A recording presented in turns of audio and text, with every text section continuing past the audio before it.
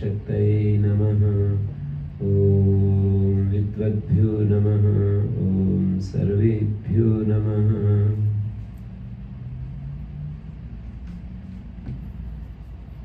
मैंने आप सबको प्रणाम किया। आप सभी प्रणम्य हैं मेरे लिए। प्रणम्य वो होता है जिसमें हम कुछ विशेषताएं देखते हैं। तो किसी न किसी अर्थ में आप सभी प्रणम्य हैं, यहाँ पर उपस्थित हुए और मुझे आप मौका दे रहे हैं कुछ सुंदर चर्चा करने के लिए। उसमें मैं भी लाभान्वित होऊंगा। केवल आप ही नहीं, वक्ता और श्रोता इन दोनों का ही इस प्रक्रिया से लाभ होता है। इसलिए हमारे शास्त्रों में कहा है स्वाध्याय प्रवचनाभ्याम मा प्रमदः। स्वाध्याय और प्रवचन से प्रमाद मत कर। जो हम नहीं जानते हैं उसको पढ़ते रहना चाहिए और जो जानते हैं उसको दूसरों के साथ शेयर करना चाहिए। तो आप इतनी कृपा की है, यहाँ आए हैं और मुझे मौका दे रहे हैं, इसलिए आप सभी प्रणम्य हैं। इसलिए मैंने आप सबको प्रणाम किया। आज का विषय है कि वर्तमान जीवन के परिप्रेक्ष्य में गीता हमें क्या हेल्प कर सकती है। हमारा जो ये जीवन है, इस जीवन में गीता से क्या सहायता मिल सकती है, ऐसा सब्जेक्ट, इस टॉपिक के ऊपर मुझे विचार साझा करने के लिए कहा गया है। तो आप यदि ध्यान देंगे तो आपको ज़रूर लाभ होगा। और बोलते बोलते कभी कभी बहुत अच्छी बात मेरी बुद्धि में आती है, वो मेरे लिए भी अच्छी होती है। ऐसा नहीं कि मैं सब कुछ जान करके और आपको बताने के लिए उपस्थित हुआ हूँ। कुछ विचार करते करते ऐसी चीज़ें आ जाती हैं। तो इसलिए मैं कहा करता हूँ, पतंजलि में मैं 11 वर्ष रहा और स्वामी जी महाराज ने मुझे मौका दिया वो संस्कार, आस्था इत्यादि के ऊपर कुछ पढ़ाने लिखाने का, कुछ संदेश देने का, बच्चों को संदेश देने का। और वही रिकॉर्ड होता रहता था और उसी को फिर प्रसारित भी करते रहते थे। तो मैंने कहा इतने लंबे समय तक मैं रोज़ाना बच्चों के बीच में बोलता रहता था, जो रिकॉर्ड होता था और उसके ऊपर चैनल के ऊपर उसका प्रसारण होता था। तो मैं ये कहता हूँ और मानता भी हूँ कि भाई पता नहीं समझने वाले तो समझे या नहीं समझे, ये तो वो जाने। वैसे बहुत सारे लोग कहते हैं कि हम आपको 15 साल से सुन रहे हैं, 10 साल से सुन रहे हैं, और सुनते सुनते हमारे अंदर क्लैरिटी आ गई, एकदम साफ हो गई चीज़ें। तो वो बात मैं अपने ऊपर भी कहता हूँ कि सुनाते सुनाते मेरे अंदर क्लैरिटी आ गई।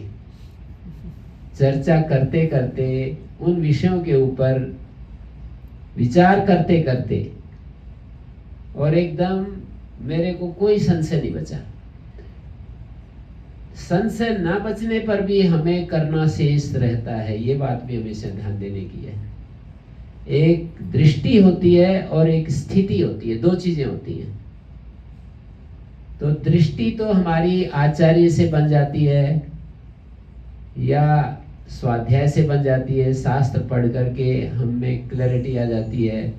बहुत ज़्यादा हम सुनते सुनते सुनते सुनते कॉन्सेप्ट क्लियर हो जाते हैं।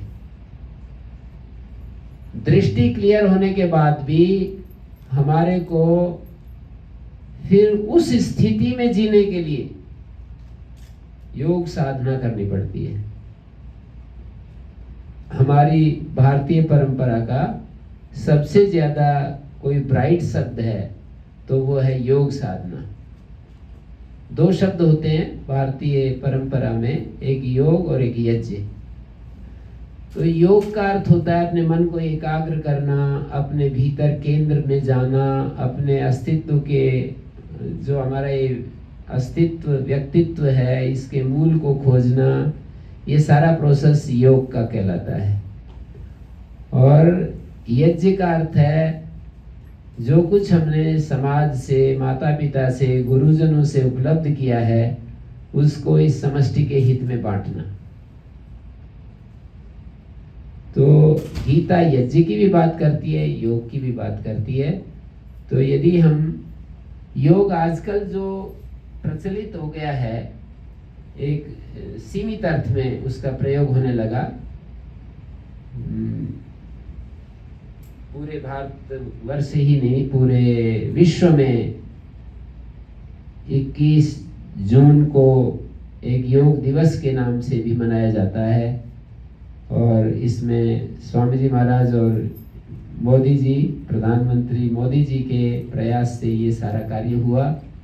बहुत अच्छी बात है, लेकिन मैं ये कहूँगा कि एक अन्य अर्थ में भी योग शब्द का अपने प्राचीन शास्त्रों में प्रयोग होता है, और वो है योगश्चित्त वृत्ति निरोधा।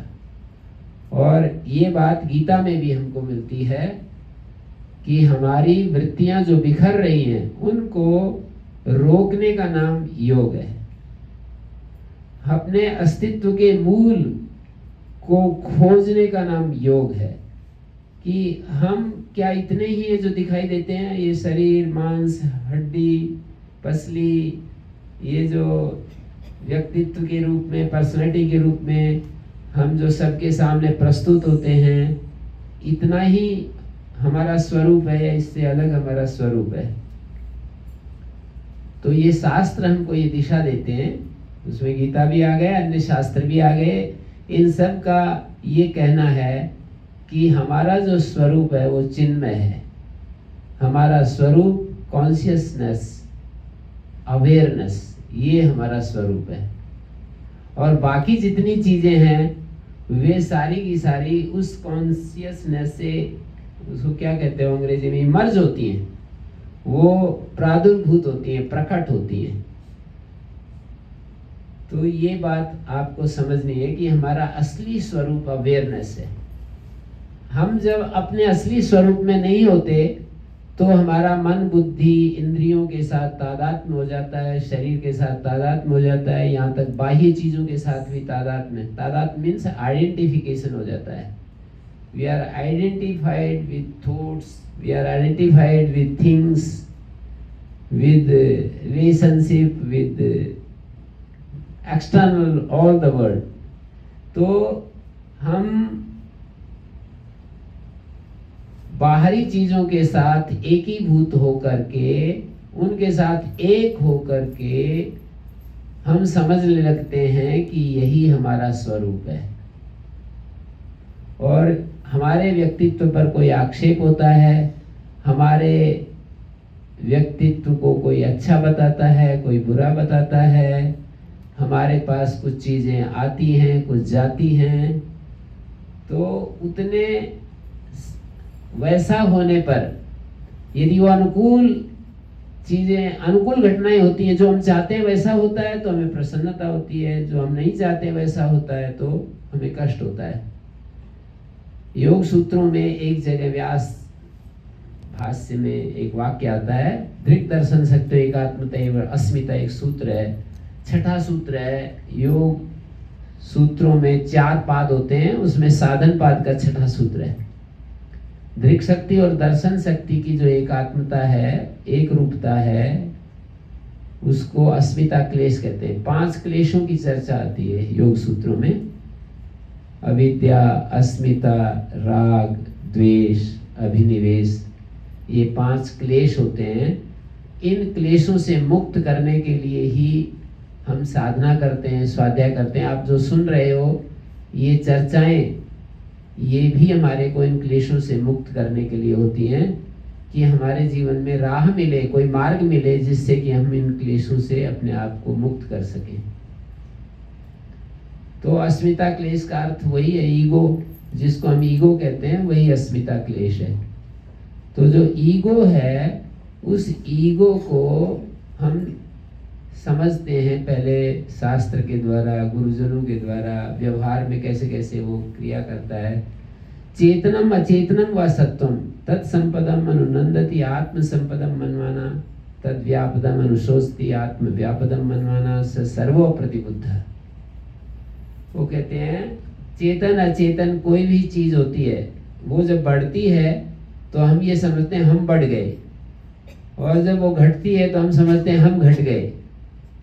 ये सभी अज्ञानी, ऐसा सोचने वाले सभी अप्रतिबुद्ध हैं। वो वाइज मैन नहीं है, वो लर्नेड पर्सन नहीं है, वो फुलिश मैन है, ऐसे कह दिया। तो हमारे को तो वाइज मैन होना चाहिए, क्योंकि हम ह्यूमन बीइंग हैं।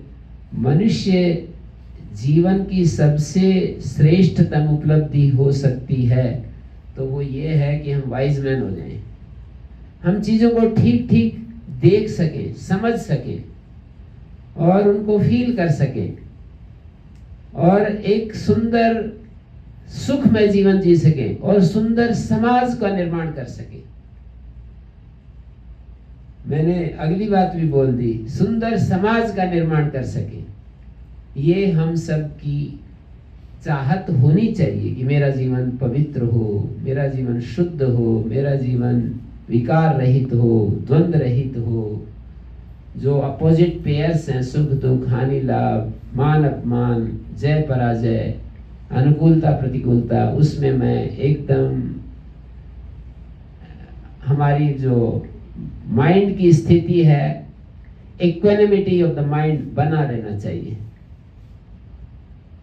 विषम परिस्थितियों में ऊपर नीचे जो भी स्थितियां आती हैं उसमें हमारा ऊपर नीचे नहीं होना चाहिए, स्थिर रहना चाहिए, सहज रहना चाहिए।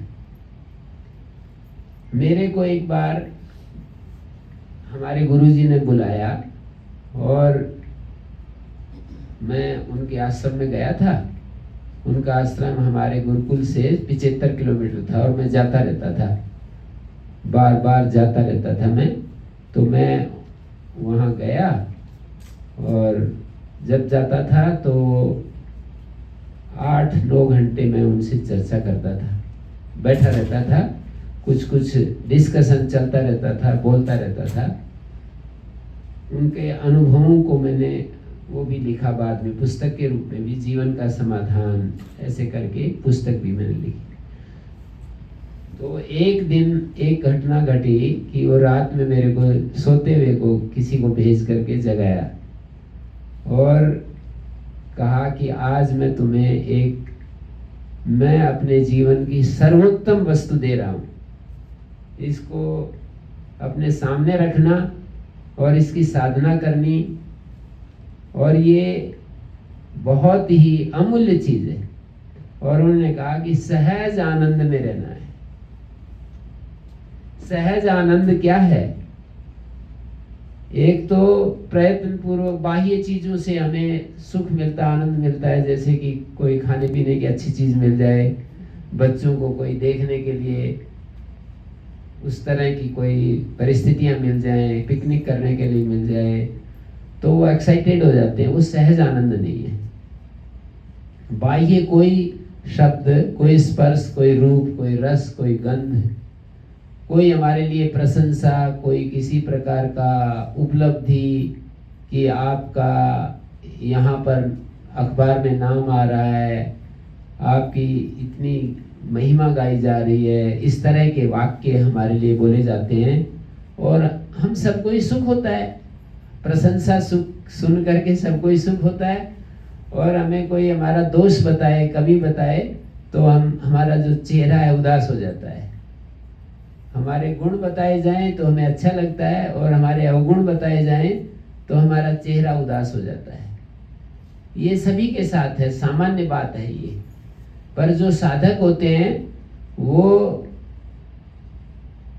एक जैसे रहते हैं। श्री राम के बारे में ऐसा आता है कि वशिष्ठ जी ने उनके लिए एक वाक्य बोला कि आहूतस्य अभिषेकाय विसृष्टस्य बनाय च न मया लक्षितः न मया स्वल्पोप्याकार न मया लक्षितः स्वल्पोप्याकार विभ्रम। जब श्री राम को अभिषेक के लिए, राज्याभिषेक के लिए बुलाया गया। और जब उनको अगले ही दिन कह दिया कि आपको वन में जाना है, दोनों स्थितियों में मैंने श्री राम के चेहरे को देखा, थोड़ा भी मेरे को अंतर नहीं दिखाई दिया। इसको कहते हैं सहज आनंद। जो जीवन के फ्लक्चुएशंस कितने सारे आते रहते हैं, उन सब में ये हमारे सबका, सारे ह्यूमन बीइंग्स का ये एक टारगेट होना चाहिए कि हमें उस सहज आनंद को प्राप्त करके, वो तो प्राप्त ही है, प्राप्त करने की बात नहीं है। अब प्राप्त को प्राप्त नहीं किया जाता। सहज आनंद ऐसा नहीं है कि कहीं जाकर के हमें मिलेगा, किसी साधना के बाद मिलेगा, वो अभी भी है। अब आप यहाँ पर बैठे हैं, वो इस समय भी है, केवल उसको पहचानना होता है। विचारों के कोलाहल में, इच्छाओं के कोलाहल में वो गायब हो जाता है, सुनाई नहीं देता, वो दिखाई नहीं देता।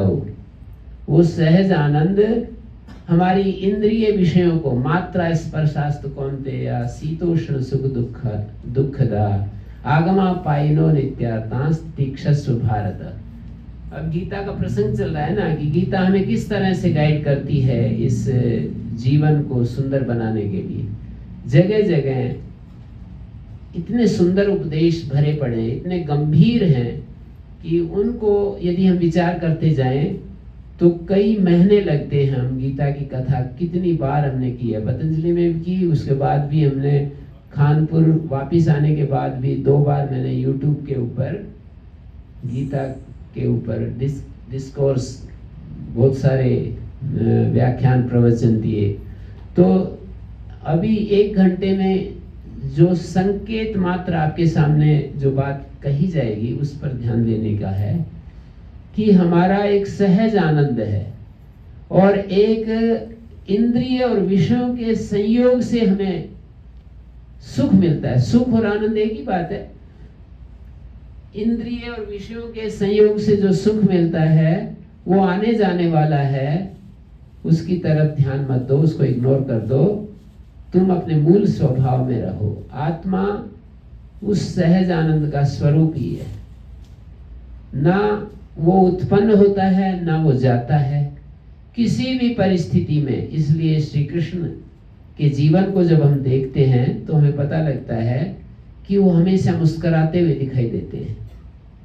मानी आज उनका जो कल्पना की गई है उनके चित्र की, वो ये की गई कि किसी भी परिस्थिति में वो मायूस नहीं होते, दुखी नहीं होते, टेंशन में नहीं आते, डिप्रेशन में नहीं आते, हमेशा हंसते मुस्कुराते हुए दिखाई देते हैं।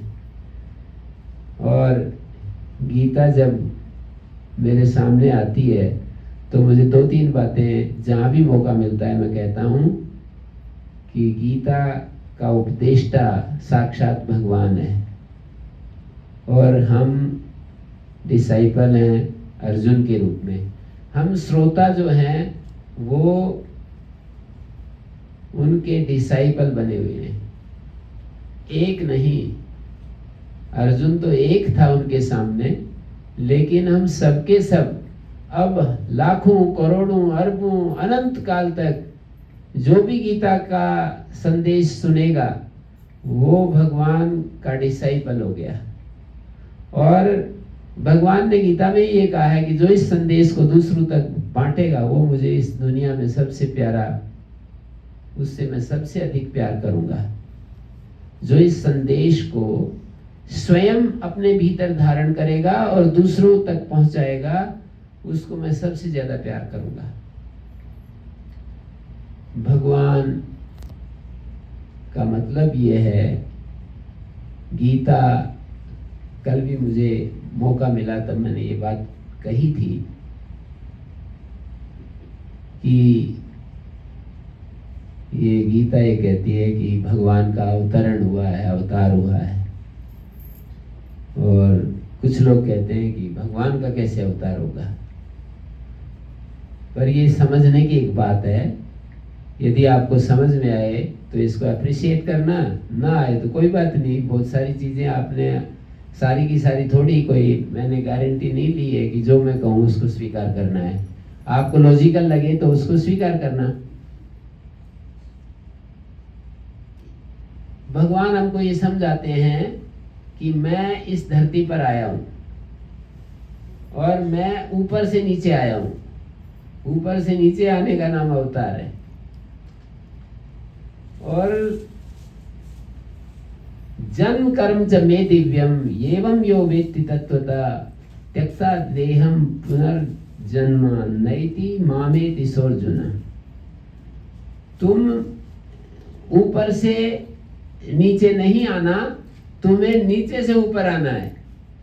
तुम अपनी लोअर नेचर से हायर नेचर में आना है।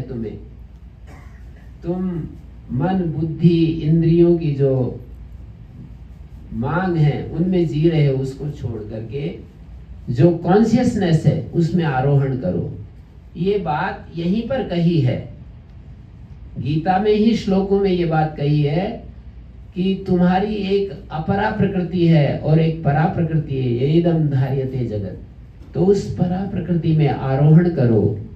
तुम भी वही हो जो मैं हूं, ऐसा भगवान कह रहे हैं। तुम में और मेरे में केवल इतना अंतर है, तुम र्यूड फॉर्म में हो। कोई हीरा होता है ना, जो खान से निकलता है वो र्यूड फॉर्म में होता है, और जो तराश दिया जाता है वो उसका चमक आ जाती है उसमें। तो तुम वास्तव में वही हो जो मैं हूं, पर तुम चारों तरफ से उस अपरा प्रकृति से लिपटे हुए अपने आप को महसूस कर रहे हो। पृथ्वी जल अग्नि वायु आकाश मन बुद्धि अहंकार, इन 8 तत्वों से लिपटे हुए तुम अपने को महसूस कर रहे हो। तुम्हें इससे निकलकर जो कॉन्शियसनेस है, प्योर कॉन्शियसनेस, प्योर जो सेल्फ है, उसमें आरोहण करना है। साधना इसी काम के लिए है कि तुम इससे मुक्त होकर के अपने प्योर कॉन्शियसनेस, प्योर अवेयरनेस में आ जाओ।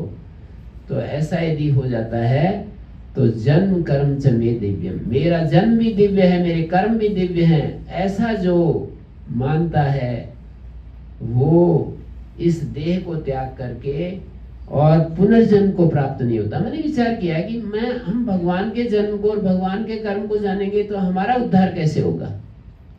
रियल में हमारा उद्धार हो जाएगा। कैसे होगा?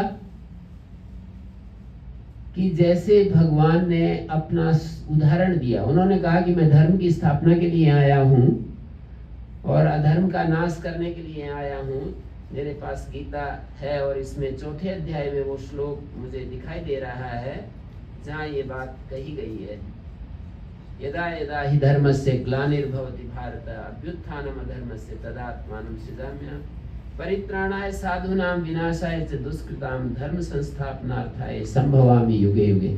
युग युग में धर्म की स्थापना करने के लिए मैं यहाँ आता हूँ। कौन से धर्म की स्थापना गीता में भगवान बताना चाहते हैं?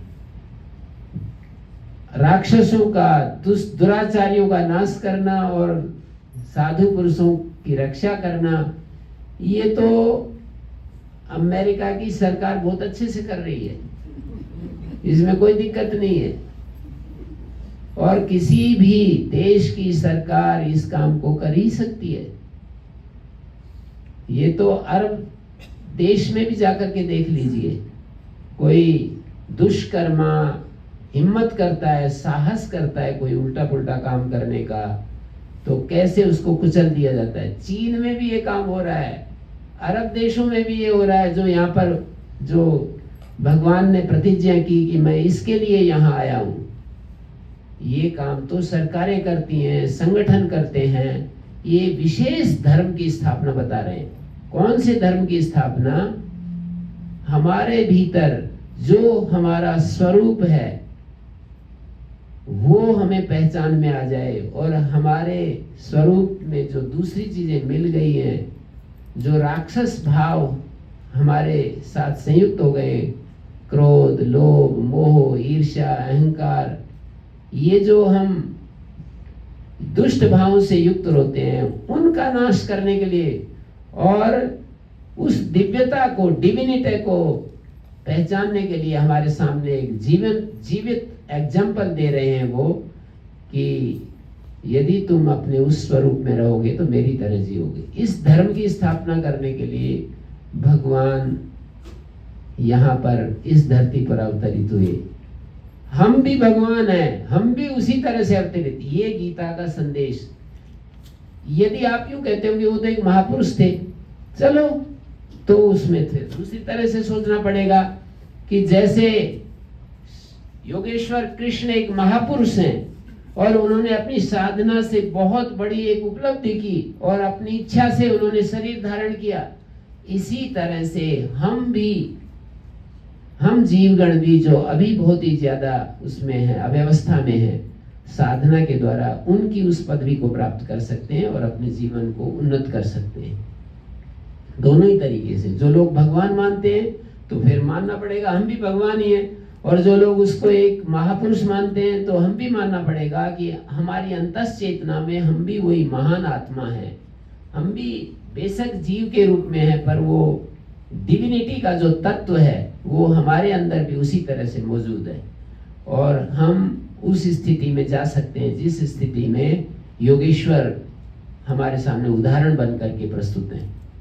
तो गीता हमको ये सिखाती है कि हम ये संदेश देती है कि हमें अपने स्वरूप को पहचानना है, अपने केंद्र में जाना है। परिधि और केंद्र, गणित की भाषा में देखा जाए तो केंद्र का जो स्वरूप होता है वो अत्यंत सूक्ष्म होता है, वो अदृश्य होता है, उसको हम देख नहीं सकते हैं। परिधि दिखाई देती है। आप कहोगे कि देख सकते हैं ना, वहां एक ड्रॉप डालेंगे, वो भी केंद्र नहीं होता है। केंद्र तो वो होता है जो बिल्कुल सर्किल के अंदर, ऐसा सेंटर पॉइंट जो बिल्कुल दिखाई नहीं दे रहा है। परिधि वो है जो दिखाई देती है। तो केंद्र में भगवान है, केंद्र में आत्म तत्व है, केंद्र में दिव्यता है। ये गीता का संदेश है। ये समझ में दिया जाए कि हमारे सबके अंदर केंद्र में वो है। अर्जुन को तो आ गई थी। अर्जुन कई जगह ये बात बोलता है, 2 जगह तो मैंने देखी। अर्जुन कहता है एवं एतद् यथार्थत्वम् सर्वम एतद् ऋतं मन्ये यन्माम वदसि केशव। हे केशव, जो कुछ तुम कहते हो उसको मैं वैसा ही मानता हूं, ऋत मानता हूं, सत्य मानता हूं। और एवं एतद् यथार्थत्वम् 11वें अध्याय में कहा कि ये ऐसा ही है जैसा तुम अपने बारे में बता रहे हो। लेकिन फिर भी मैं द्रष्टुम रूप इच्छामि ते रूपम, मैं तुम्हारे उस दिव्य विश्व रूप को देखना चाहता हूं। यदि मैं पात्र हूं तो मुझे दिखाओ। मानने में कोई कमी नहीं है, उसको मैं अनुभव करना चाहता हूं। तो गीता हमको ये गहरी बात बताती है कि हम केवल शरीर नहीं है, हमारे भीतर एक चैतन्य है, एक ऐसी कॉन्शियसनेस है, ऐसी अवेयरनेस है जिसको हम आत्मा कहते हैं, जिसको हम परम तत्व कहते हैं। वहां तक हम चले गए। इसको जाने की प्रक्रिया क्या है? पहले अपने शरीर को देखें, फिर अपने इंद्रियों के विषयों को देखें, इंद्रियों को देखें, फिर मन को और मन के विषय को देखें, बुद्धि को देखें, बुद्धि के क्या कार्य हैं उसको देखें। उसके बाद भी गीता कहती है, यहाँ पर एक जगह एक प्रसंग में गीता ने बताया, और आप लोग भी पूछते हैं। कल भी कोई पूछ रहा था, किसी ने मेरे से प्रश्न किया, कल ही प्रश्न किया था कि हम न चाहते हुए भी कैसे लग जाते हैं इसमें गलत काम में, हम तो नहीं चाहते हैं। अर्जुन ने भी एक समय ऐसा प्रश्न किया कि अतकेन प्रयुक्तोयम पापम चरति पुरुष, कौन सी चीज है जिससे प्रेरित होकर के आदमी पाप कर्म करने लगता? अनिच्छन अभिवाष्णे या बलादिव नियोजिता, न चाहते हुए भी, जैसे बलपूर्वक लगा दिया गया हो। भगवान ने उत्तर दिया कि काम एष क्रोध एष रजोगुण समुद्भव महासनो महापापमा विद्धिहीनम हि वैरिणम, कि ये काम है, कामना, डिजायर, जो हमारे को बलवती होती है तो हमको उसकी पूर्ति करने के लिए लगा देती है। और फिर ये एक तत्व को यहाँ पर स्थापित किया, धूमेन आव्रियते वह्नो यथा आदर्शो मलिन, जैसे धुएं से अग्नि ढकी रहती है, जैसे दर्पण जो ग्लास होता है उसके ऊपर वो आ जाता है, धूल आ जाती है। यथा उल्वेन आवृतो गर्भा, जैसे कि गर्भ झिल्ली से ढका रहता है, तथा तेनेदम आवृतम, ऐसे ही इस कामना से ये ज्ञान जो है ढका रहता है। हमारा जो ज्ञान है या कॉन्शियसनेस है ढका रहता है। आवृतम ज्ञान में तेना ज्ञानिनो नित्य वैरिणा, कहते हैं ये ज्ञानी का नित्य वैरी है। कौन? काम। कहते हैं अज्ञानी को कुछ परेशानी नहीं होती इससे, ज्ञानी का नित्य वैरी है ये। ज्ञानी के साथ इसका विरोध है, अज्ञानी के साथ कामना का, डिजायर का कोई विरोध नहीं है। ज्ञानिनो नित्य वैरिणा आवृतम ज्ञानम एतेन, इस कामना से ये ज्ञान ढका रहता है। काम रूपेण कौन्तेय दुष्पूरेण लेन च, ये ऐसी आग है जो कभी भी पूरी नहीं होती है, ये समझा रहे हैं। इंद्रियाणी मनोबुद्धि, बहुत ही सुंदर बात कही, इंद्रियाणी मनोबुद्धि अस्य अधिष्ठानम उच्यते। ये कामना का जो आधार है, आश्रय है, या तो इंद्रियां हैं, या तो मन है, या तो बुद्धि है। तीन जगह ये रहता है। ये जो डिजायर है, इंद्रिया मन बुद्धि, तीन जगह रहती है। एतैर विमोहयत्येष ज्ञानम आवृत्त देहिनम, ये जीव को, इस जीव को, ज्ञान को ढक करके इन्हीं तीनों से मोहित करता रहता है, घुमाता रहता है। तस्मात् त्वम इंद्रियाण्यादो नियम में भरतर सभा पापमानम प्रजयेनम ज्ञान विज्ञान नाशनम, ये कामना ज्ञान और विज्ञान का नाश कर देती है। इसको जो ज्ञान और विज्ञान माने जो शास्त्र से पढ़ा हुआ, गुरुजनों से सुना हुआ जो ज्ञान हमने पाया और अपने अनुभव में भी हमने किसी चीज को ले लिया, उसको विज्ञान कहते हैं। जैसे आप मेरे से कुछ बात सुन रहे हो, आपको लॉजिकल लगती है तो आप उसको स्वीकार करते हो, फिर आपके अनुभव में भी आ जाती है, उसको विज्ञान के रूप में फिर आप अपने भीतर अनुभव करते हो। तो ज्ञान और विज्ञान दोनों का नाश कर देता है ये कामना, इतनी शक्तिशाली है ये। लेकिन तुम अपनी इंद्रियों को, अपने मन को, अपनी बुद्धि को डिसिप्लिन में ला करके पापमानम प्रजयेनम, इस पाप रूप कामना को मार डालो जो कि ज्ञान और विज्ञान का नाश कर देती है। और फिर कहा कि देखो इंद्रियां तो बहुत ही विषयों से उत्कृष्ट होती हैं, सूक्ष्म होती हैं, पावरफुल होती हैं। विषयों से इंद्रियां पावरफुल होती हैं, सूक्ष्म होती है। मतलब इंद्रियां से विषय तो देखिए कितना ज्यादा बड़ा है, सारा संसार को हमारी आंख देख लेती है, पर आंख कितनी छोटी सी है, लेकिन वो सूक्ष्म है। तो इसलिए सारी दुनिया से भी आंख की शक्ति ज्यादा है। और इंद्र जो देखने वाला है वो ज्यादा सूक्ष्म होता है, ज्यादा पावरफुल होता है। जो दिखने वाली चीज है वो बड़ी होती है। इंद्रियाणि पराण्याहु इंद्रियेभ्यः परम मना, इंद्रियों से पावरफुल मन है। मनसस्तु परा बुद्धि यो बुद्धे परतस्तु, मन से बुद्धि सूक्ष्म होती है, लेकिन बुद्धि से भी कोई सूक्ष्म तत्व है हमारे अस्तित्व में, हमारे व्यक्तित्व का एक हिस्सा है जो बुद्धि से भी सूक्ष्म है।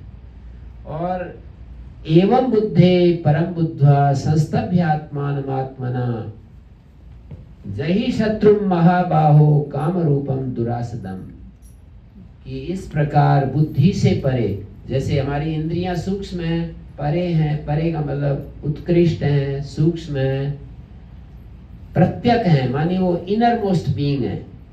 विषय से परे, विषय से इनर मोस्ट बीइंग क्या है? इंद्रियां। इंद्रियों से इनर मोस्ट बीइंग मन है, मन से इनर मोस्ट बीइंग बुद्धि है, बुद्धि से भी इनर मोस्ट बीइंग आत्म तत्व है।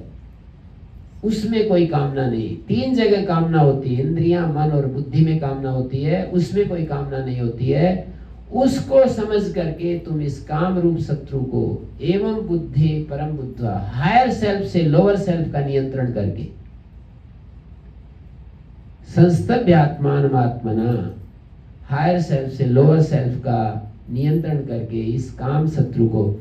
तो गीता वर्तमान परिप्रेक्ष्य में हमें दिशा देती है कि हम अपने व्यक्तित्व के इस हिस्से को खोज करें जिसको गीता ने कहा कि वो बुद्धि से भी परे है और उसमें कामना नहीं होती है, डिजायर नहीं होती है, और डिजायर के कारण ही सारे पाप होते हैं।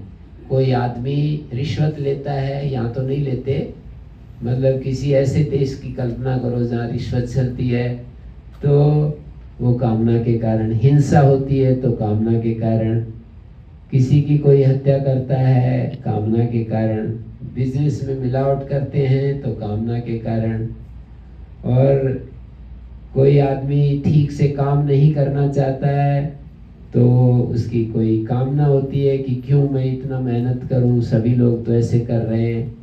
कामना को जितना आप देखोगे, और इंद्रियों में आसक्त हम क्यों होते हैं, जानते हुए इंद्रिय विषयों में क्यों फंस जाते हैं, कामना के कारण। तो कामना हमारे जीवन के लिए कितनी खतरनाक है, पर उसका वो इतनी पावरफुल नहीं है कि हमारे आत्म तत्व को अपने वश में कर ले। इंद्रियों को, मन को, बुद्धि में उत्पन्न हुई कामना सब कुछ कर सकती है, लेकिन आत्मा को वश में नहीं कर सकती। वो कहते हैं आत्मा उससे ज्यादा पावरफुल है, लेकिन जब कामना ही हमारे में राज्य करती है तो हम अपने उस हायर सेल्फ को, ट्रू सेल्फ को हम भूल जाते हैं। वो ऐसे स्थिति हो जाती है जैसे कि किसी के घर में बहुत सारे पैसे रखे हुए हों, लेकिन हम परिचय ना हो तो हम उसको कुछ भी नहीं करते। भूमि में पानी हो पर परिचय ना हो तो हम प्यासे ही मरते रहेंगे। तो इस तरह से अपने व्यक्तित्व के उस हिस्से को हमें समझना है। ये सबसे अंतिम उपदेश है गीता का, जो तरह तरह से फिर भक्ति योग के द्वारा उस तक पहुंचने के लिए हमारे को कहा कि भाई तुम उसको नहीं जान सकते। गुणा गुणेश वर्तन्ते इति मत्वा न सज्जते। उपाय बताते हैं कि गुण गुणों में वर्त रहे। आंख भी गुण है, त्रिगुण का एक रूप है, और आंख जिसको देखती वो भी गुण है। गुण गुणों में वर्त रहे हैं, आत्मा उससे अलिप्त है। ये संदेश ज्ञान के रूप में गीता हमें देती है।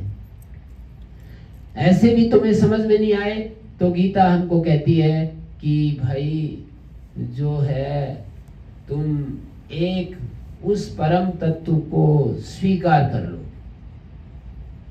सर्वधर्मान परित्यज्य माम एकम शरणम व्रज। सभी कर्तव्य कर्तव्य की उस प्रक्रिया को छोड़ करके एक मेरी शरण में आ जाओ। अहं त्वा सर्व पापेभ्यो मोक्षयिष्यामि मा शुचा। मैं तुम्हें सारे पापों से पार ले जाऊंगा, शोक मत करो। गीता हमें आश्वासन देती है, बड़े बड़े आश्वासन हमको दिए हैं। यदि उनकी तरफ हमारा थोड़ा सा भी ध्यान हो, ब्रह्मण्याधाय कर्माणि संगम त्यक्त्वा करोति यः।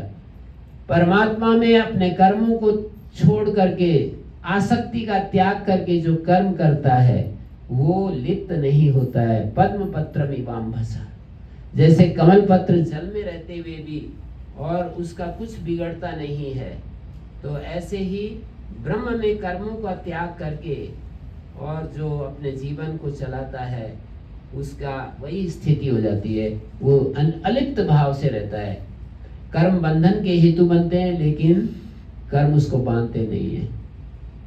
कर्म संस्कार के रूप में हमको बांध देते हैं।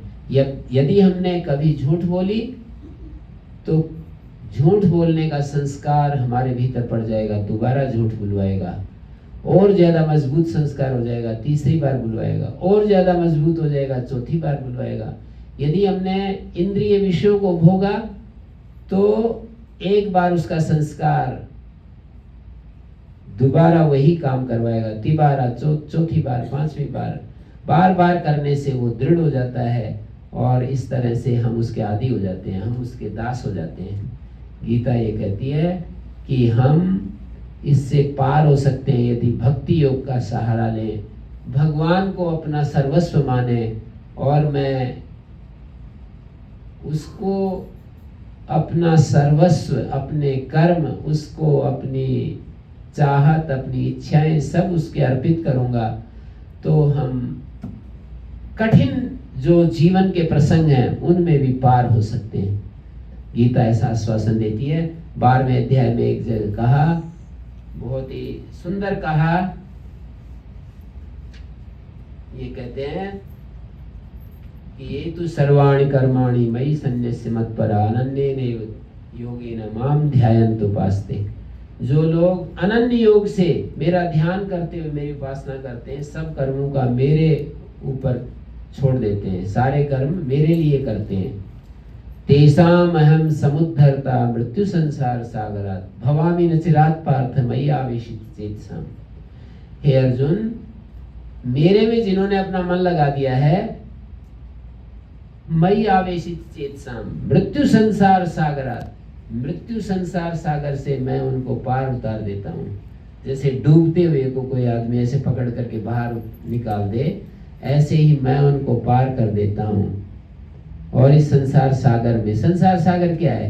कामना का सागर है, लोभ का सागर है, क्रोध का सागर है, इच्छाओं का सागर, और ईर्ष्या का, द्वेष का, और तरह तरह के इंद्रिय विषयों में आसक्ति का ये जो संसार है, इस संसार में हम डूबे हुए हैं। भगवान आश्वासन देते हैं कि मैं उनको, उन डूबते हुओं को बाहर निकाल देता हूँ और उनके उस जीवन को सहज बना देता हूँ।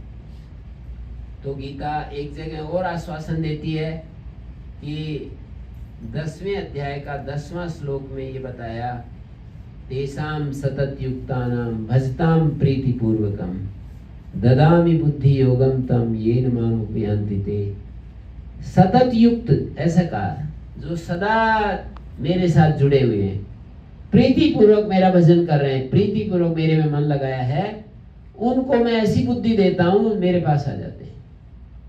ददामि बुद्धि योगम तम येन माम उपयान्ति ते, जिससे वो मेरे पास आ जाते हैं। मैं ऐसी बुद्धि देता हूं, ऐसी समझ देता हूं, ऐसी अंडरस्टैंडिंग देता हूं कि वो मेरे पास आ जाते हैं। और फिर अगले श्लोक में कहा, तेषां मेव अनुकर्म पार्थम अहम अज्ञानजं तमः।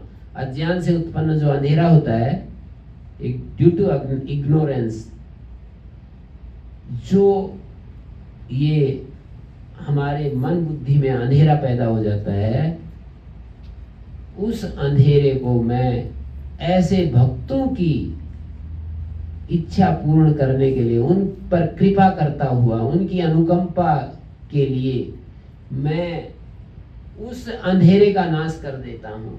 नाशयाम्य आत्मभावस्तु, उनकी आत्मा में बैठा हुआ मैं उस अंधेरे को दूर कर देता हूँ। ज्ञान दीपेन भास्वता, चमचमाते ज्ञान दीपक से उस अंधेरे को दूर कर देता हूँ। ये बहुत सारी विश्वास की बातें हो जाती हैं कि भगवान ऐसा कह रहे हैं तो क्या ऐसा ही होता है? तो देखो, अर्जुन की तरह आपको शरणागति चाहिए। थोड़ा सा भी रेजिस्टेंस जो है उस शरणागति में बाधक बनता है। अरे किसने देखा, ऐसे ऐसे हमारे मन में जो संशय आ जाते हैं, रेजिस्टेंस पैदा हो जाता है कि मैंने उसको समर्पण कर दिया तो क्या ऐसा ही होगा? वास्तव में ऐसा ही होता है, लेकिन हम रेजिस्ट करते हुए उससे हट जाते हैं। तो ऐसे हम देखिए, एक समस्या हमारी होती है कि हम चाहे, चलो उस भगवान पर तो विश्वास नहीं होता है, हम अंतिम सत्य जिसको सारे शास्त्र कहते हैं, वैसे तो हम अपने विचार के द्वारा उस चीज को समझ सकते हैं। श्री अरविंद ने एक बार कहा, पांडिचेरी के ऋषि को भी मैंने बहुत पढ़ा, तो उन्होंने कहा एक जगह कि जब मैं इस रास्ते में आया तो हजारों लोगों को मैंने ये कहते हुए देखा शास्त्रों में, हजारों ऋषि मुनियों को, कि इस संसार के मूल में सच्चिदानंद है, इस संसार के मूल में ईश्वर है, सच्चिदानंद है। तो मैंने सोचा कि ये सब के सब झूठ तो नहीं बोल सकते। एक तरफ से हजारों ऋषि मुनि जो ये बात कहते चले जा रहे हैं कि इस संसार के मूल में सच्चिदानंद है, ईश्वर है, एक तरफ से क्या सबके सब झूठ बोल रहे हैं? क्या ऐसी कोई सलाह कर ली है कि हमें यही बोलना है? और अलग अलग समय पैदा हुए हैं और वो बोलते चले जा रहे हैं, अपने एक्सपीरियंस शेयर कर रहे हैं, ऐसा तो नहीं हो सकता है सब झूठे हो। तो ऐसे हम युक्ति और तर्क लगाकर अपने मन को समझा सकते हैं, पर किसी का फिर भी मन समझ में नहीं आता है तो गीता ऐसे लोगों के लिए भी राहत देती है कि भाई तुम कर्तव्य को तो जानते हो, समझते हो, इस संसार को तो देखते हो, और तुम दूसरों से कुछ अपेक्षाएं रखते हो, तो कर्तव्य नाम की जो चीज है उसको यदि तुम अपने सामने रखो तो भी तुम्हारा उद्धार हो जाएगा। कर्तव्य क्या होता है? कर्तव्य वो होता है जो दूसरों के लिए सुख देने वाला हो, और कर्तव्य वो होता है कि अपने लिए उसमें कुछ भी चाहत ना हो। दो बातें होती हैं, कर्तव्य के दो हिस्से हैं कि उसको तो सुख दे, हमें उससे कुछ लेना नहीं। अंतिम कर्तव्य तो ये है, कुछ कामना से प्रेरित होकर के हम कुछ कर्तव्य पूरे करते हैं कि किसी उसमें किसी मॉल में जाकर के हमने उनका काम कर दिया, उन्होंने हमें पैसे दे दिए। ये तो कामना से जुड़े हुए कर्तव्य हैं। पर इस रास्ते में, शांति के रास्ते में, अंतिम जो हमारी जरूरत है, मांग है, उसको पूरा करने के लिए जो कर्तव्य हैं वो ये बताए गए हैं कि हम भाई हमारे पास जो है वो दूसरों के काम आ जाएं और दूसरों से कुछ न चाहें। क्योंकि ऐसे कितने बार तो हमने ऐसा किया है, जब हम पैदा हुए तो माँ ने हमको घूंटी पिलाई, माँ ने हमारी रक्षा की, तो उस समय कितना हमारे लिए उसने अपना त्याग किया है। और ध्यान से यदि देखें, कोई व्यक्ति सड़कें बना रहे हैं, मकान बना रहे हैं, जिस मकान में हम बैठे हैं इसमें जो बिजली लगी हुई है, कितना कहाँ से ये तैयार होकर के आती है, पूरा अस्तित्व हमारे लिए आहुति देता है। और यहाँ तक सूरज, चांद, धरती, आसमान को भी देखें तो हमारे लिए सारे प्रस्तुत हैं। तो भाई केवल लेना ही लेना तो मेरा कर्तव्य नहीं होता है, मेरे पास भी कुछ होता है, वो मुझे भी देना चाहिए। जैसे मेरे जीवित रहने के लिए ये सारा अस्तित्व लगा हुआ है, ऐसे ही मेरे पास भी कुछ स्पेशल होता है, उसको मुझे दूसरों की सेवा में लगा देना चाहिए। मैं उसको अपनी विशेषता बढ़ाने में लगाता रहता हूँ कि मैं ऐसा, मैं वैसा। तो मुझे ये बात समझ में आई कि ये मनुष्य की बहुत ही ज़्यादा भूल है कि वो विशेषताओं को, सामर्थ्य को, अपने अहम को बढ़ाने के लिए प्रयोग करता रहता है। वो तो कॉम्प्लीमेंट्री समझना चाहिए कि भाई किसी के पास कुछ है, किसी के पास कुछ है, दोनों एक दूसरे के लिए सहायता करते हैं। तो ईश्वर को ना भी कोई स्वीकार करे तो भी हमारे जीवन में कर्तव्य नाम की, ड्यूटी नाम की एक चीज है जो जिस पर गीता बल देती है, और ये कहती है कर्म करो, फल की इच्छा मत करो। गीता का संदेश है कर्म करो, फल की इच्छा मत करो। इसका अर्थ क्या होता है कि अपनी ड्यूटी पूरी करो, उसके आगे तुम क्या रिजल्ट मिलेगा, क्या कोई सम्मान देता है, अपमान करता है, क्या उसका परिणाम होता है, उसको इग्नोर करते चलो। नेकी करो, कुएं में डालो। बड़े आदमियों ने भी, गांव के लोगों ने भी, अनपढ़ लोगों ने भी इस बात को समझ लिया था कि भाई नेकी करो, कुएं में डालो। ये गीता का संदेश कि अपने कर्तव्य को पूरा करो और बस, इसके आगे कुछ मत चाहो। ये इस परिप्रेक्ष्य में कितना सुंदर संदेश है गीता का। कर्म करो, कर्म के बदले में कुछ मत चाहो। हम बदले में कुछ चाहते हैं। गीता हमको एक और संदेश देना चाहती है। दूसरे अध्याय का एक स्थित प्रज्ञ प्रकरण है, उस प्रकरण को हम देखते हैं तो महापुरुष ऐसे कहते हैं कि हमारे शास्त्रों में एक बिंदु पर इतना ज्यादा बल दिया है कि समझो कि उससे ज्यादा हमें कोई उपदेश देखने को नहीं मिलता शास्त्रों में, और वो है अपनी इंद्रियों को अपने वश में रखना, अपने मन इंद्रियां और बुद्धि को अपने नियंत्रण में रखना। तो गीता दूसरे अध्याय का जो स्थित प्रज्ञ प्रकरण है, स्थित प्रज्ञ से का भाषा समाधिस्थस्य कीशव स्थिति किम प्रभासेत किम आसीत व्रजेत किम, जो वो एक प्रकरण है पूरा। गांधी जी ने अपने प्रार्थनाओं में इस प्रकरण को रोजाना उनके आश्रम में इन श्लोकों का पाठ होता है, शायद अब भी होता होगा। उन्होंने जो परंपरा चलाई तो इन श्लोकों का पाठ होता है।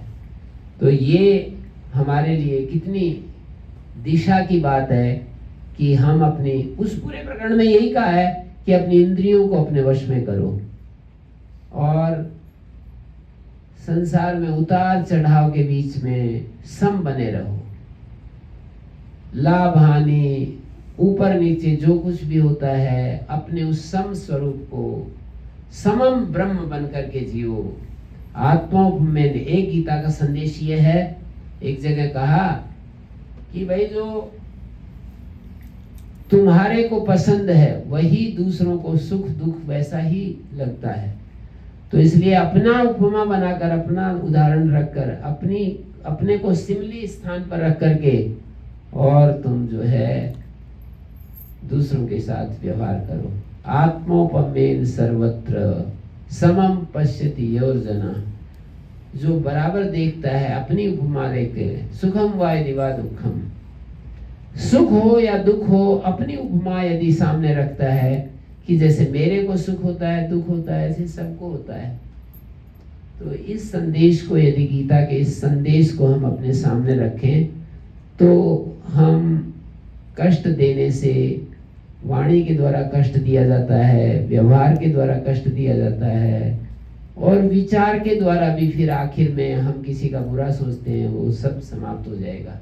यदि हम अपनी ही, मेरे बारे में कोई बुरा सोचे तो मुझे कैसा लगेगा, मेरे को कोई ऊंची आवाज में बोले तो कैसा लगेगा। तो इस तरह से हमारे को गीता ये एक संदेश देती रहती है कि हमें अपने को उपमा बना करके, और गीता में आखिरी 17-18 अध्याय में बहुत सारे 3-3 विभाग करके हमको बताए।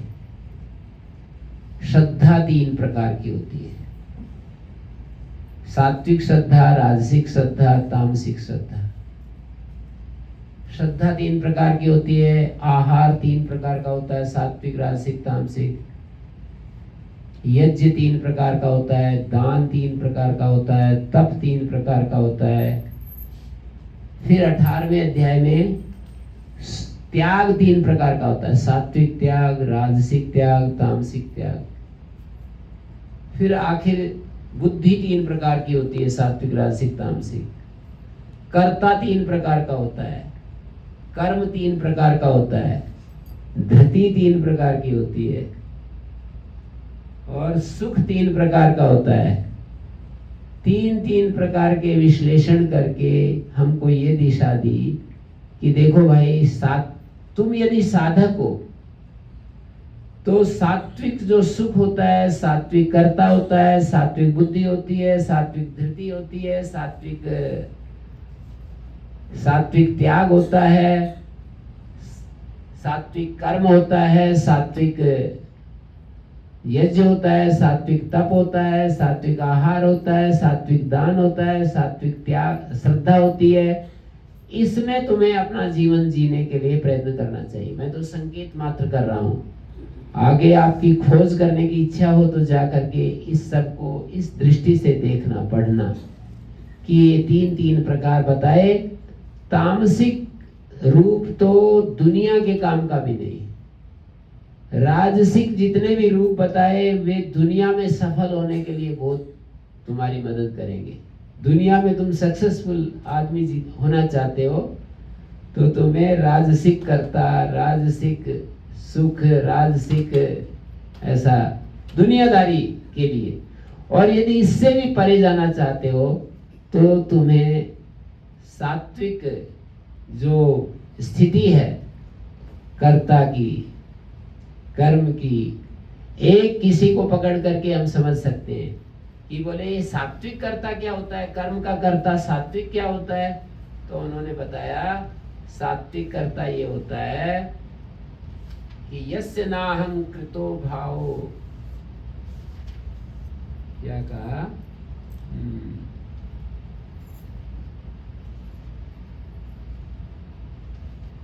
सात्विक कर्ता समझाने के लिए उन्होंने कहा कि मुक्त संगो अनहमवादी धृति उत्साह समन्विता सिद्धि असिद्ध्यो निर्विकार कर्ता सात्विक उच्यते।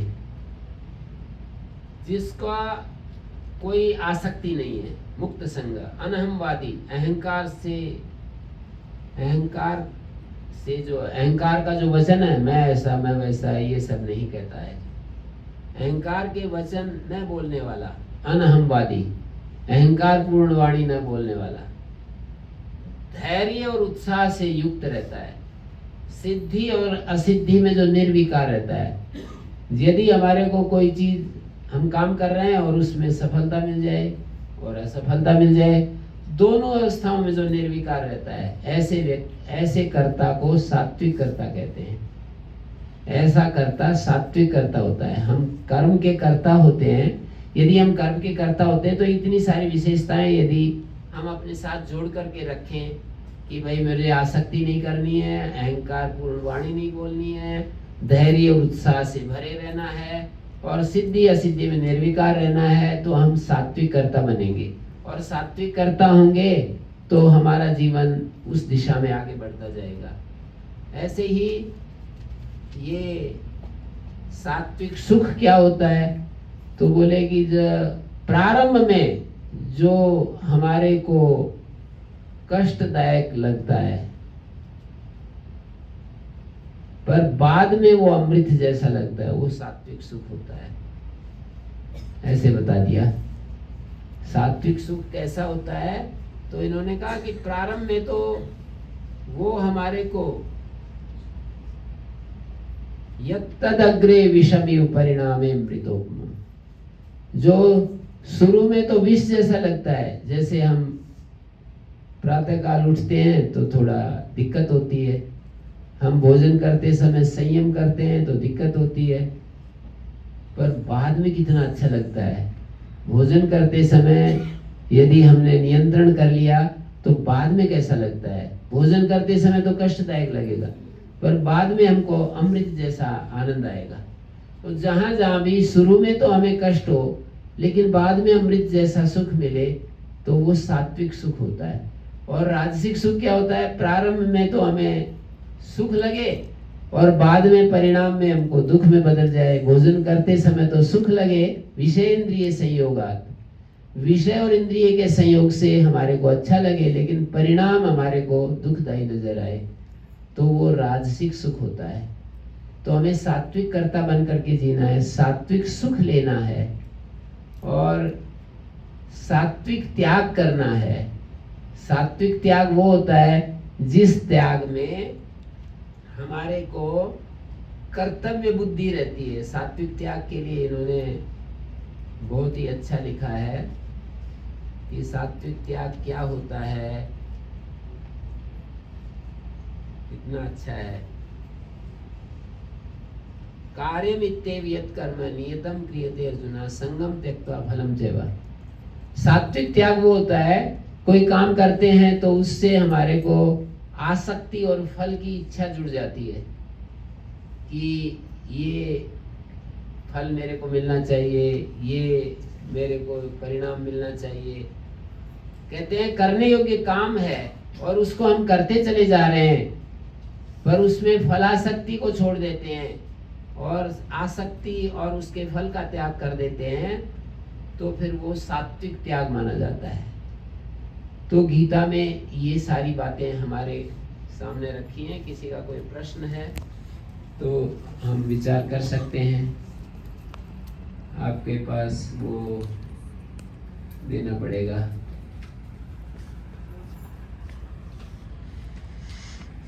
किसी का कुछ प्रश्न हो तो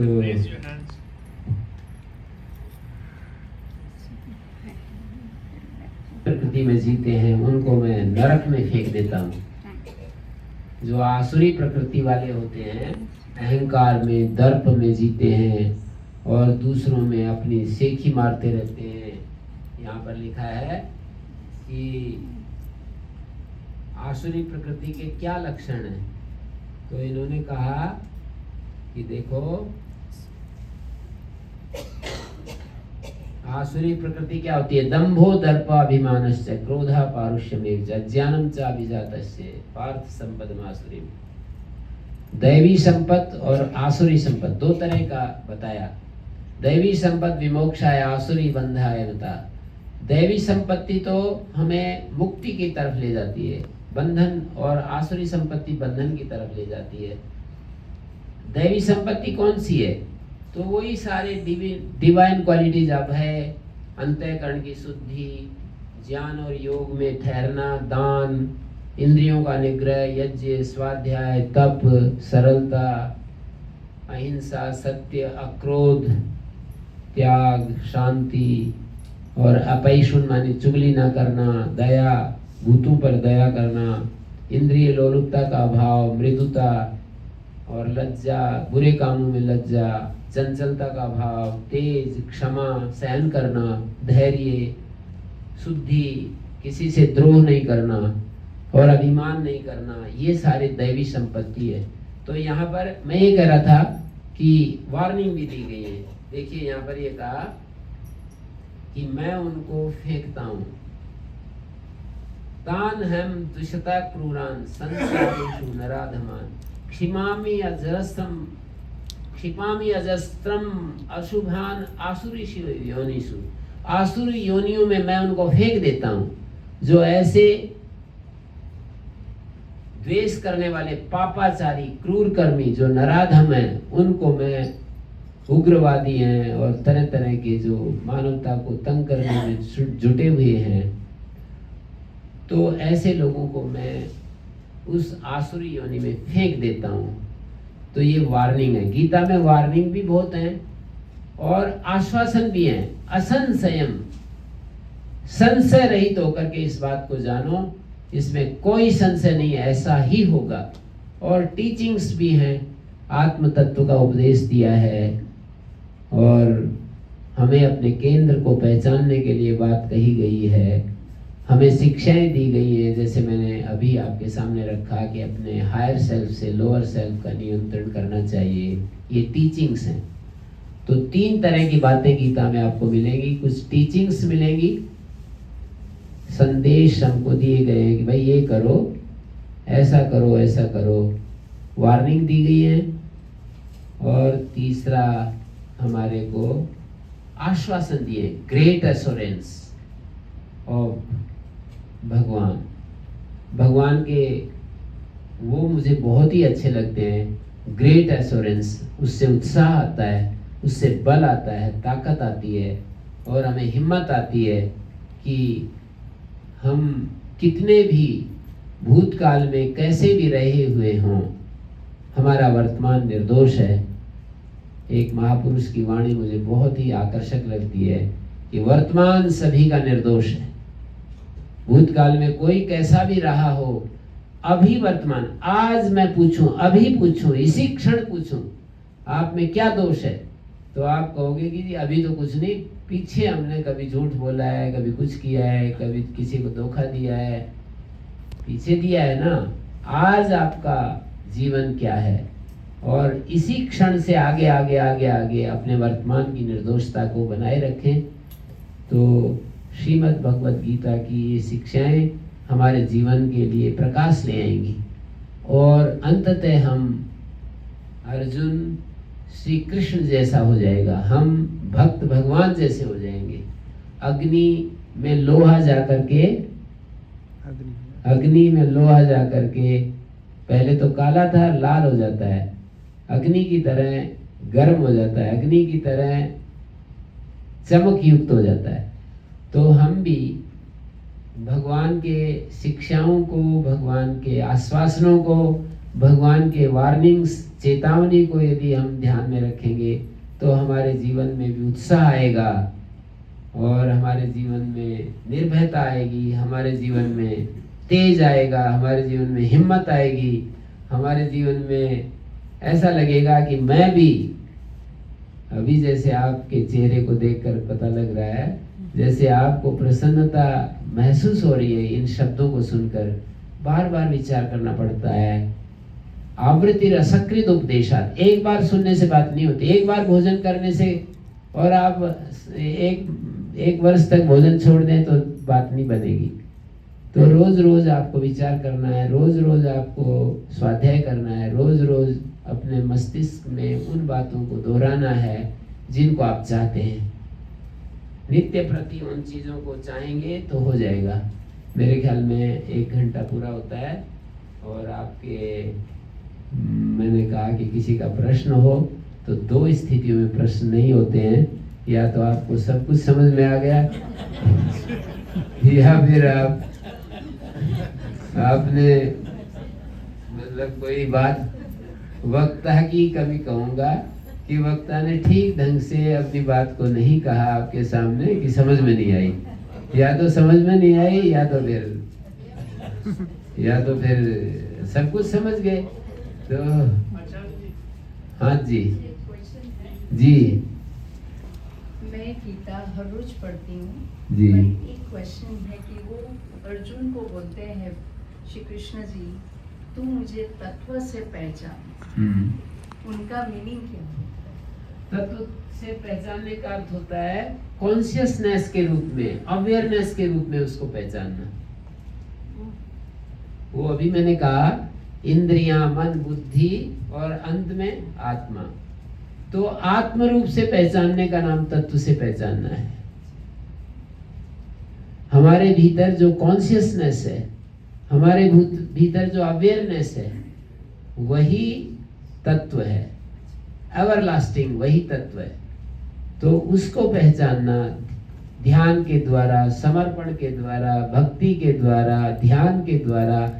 उसको कोई ध्यान के द्वारा पहचानते हैं, कोई सांख्य योग के द्वारा पहचानते हैं, दृष्टा दृश्य का भेद करके पहचानते हैं। मैं देखने वाला हूं, आप दिखने वाले हो, तो देखने वाला तत्व है, न कि दिखने वाला। और कोई उसको कर्मयोग सेवा के द्वारा पहचानते हैं। और अंततः जब ये 3 साधन भी नहीं तो निरंतर सुनते रहो, निरंतर सुनते रहो।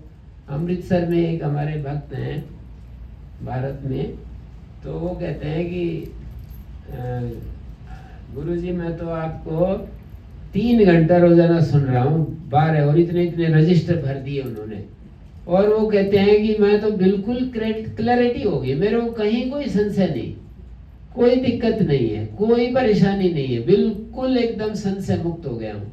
तो तत्व से पहचानना, बहुत ही अच्छी बात पूछी बहन ने, बहुत ही अच्छी बात है।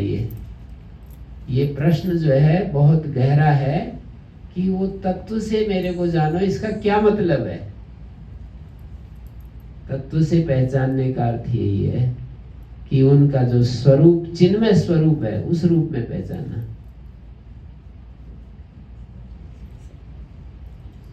जुगल जी, आप जी